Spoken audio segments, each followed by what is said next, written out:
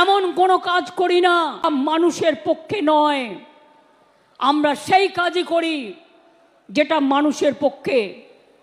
আমি আপনাদের কাছে বলে যাচ্ছি, আমি নেক্সট উইকে অ্যাসেম্বলি কল করব বিধানসভা স্পিকারকে বলে, এবং আমরা ওয়েস্ট বেঙ্গল অ্যাসেম্বলি থেকে আগামী 10 দিনের মধ্যে ফাঁসির ধর্ষকের ফাঁসি চাই এই বিল আমরা পাশ করে রাজ্যপালের কাছে পাঠাবো।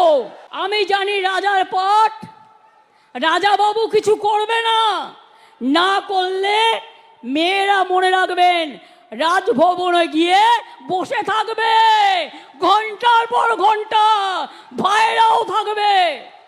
এ বিল সই করতে হবে, রাজ্যপালের কাছে রাষ্ট্রপতির কাছে পাঠিয়ে দিয়ে দায়িত্ব সারলে হবে না।